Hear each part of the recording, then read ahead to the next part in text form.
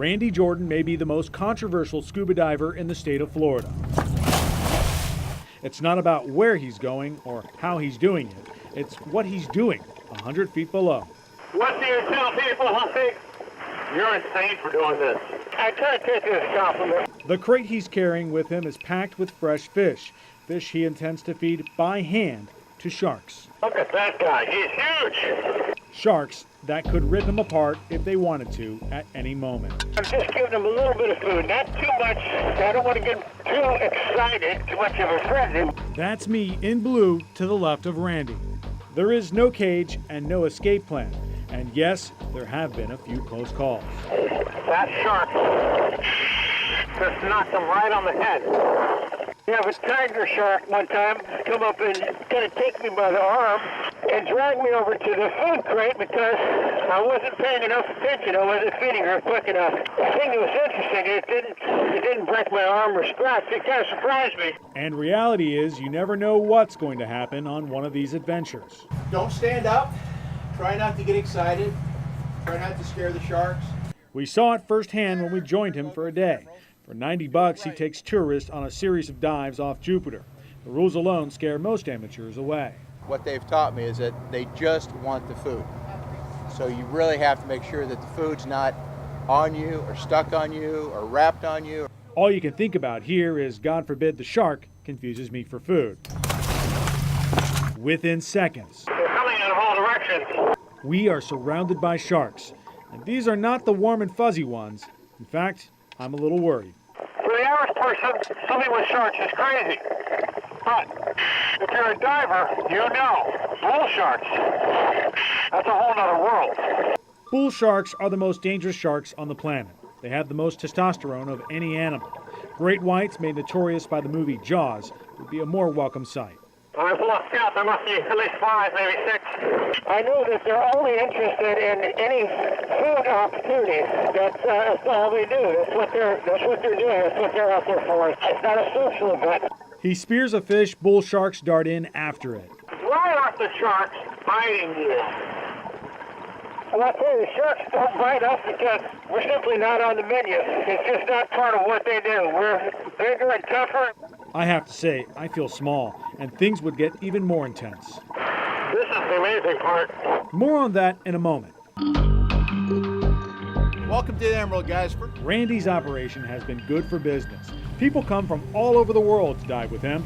Last year, the state of Florida took notice. It was a witch hunt, really. So the people that don't like what I'm doing petitioned the FWC to make a case, and they made this huge sting operation called Operation Bite Me. The concern was over whether Randy was putting divers at risk. If sharks associate divers with food, it could be a deadly mix and a PR disaster for tourism. They don't associate the divers with food. They don't say, oh, well, gee, there's a diver, let's rush up and see what he's got. It just doesn't happen that way.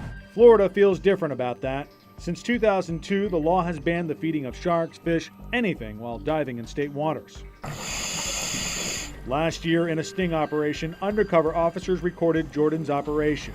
Using GPS data, radar, and a series of boats, they determined he was feeding the sharks 2.75 nautical miles offshore, roughly 5 football fields inside state waters. The jury found Randy Jordan guilty on all counts of feeding sharks. I was fined almost $3,000. I had to pay court costs. I'm on probation for a year. The very next day after his conviction, though, he was back on the water. The sharks don't really care if I'm a football field's length inside or outside. I just moved out. He moved out of state waters and then discovered spots 3 to 4 miles offshore in federal waters where shark feeding is legal, and he also upped his game. You're rubbing their faces. You're touching these sharks. It kind of slows them down a little bit, and they relax a little bit. As Randy feeds and pets, these sharks swim inches from your face. Personal space is non-existent. I knew he would get close, but wow. Incredible. I've been around sharks, but I've never seen anything like this. They're coming out of all directions. It's uncomfortable and exhilarating. I wondered, though, what's really happening here. It's almost like a circus act. Multiple shark experts declined to talk on camera about Randy's gig. Stephen Kajira, a professor at Florida Atlantic University, explained why. Sharks not only can learn, but they can remember. So you can train them to a certain task, And then literally months later, you can present them with that task and they'll do it. In other words, these sharks very likely are being conditioned to associate divers, or at least Randy, with food. It's good because it gives people an opportunity to see nature up close. However, the more this behavior is learned, the more divers could be put at risk.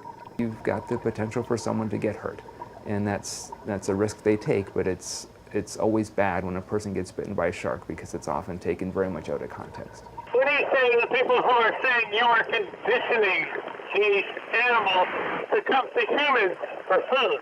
Well, I think most scientists agree that the sharks are just here for the opportunity.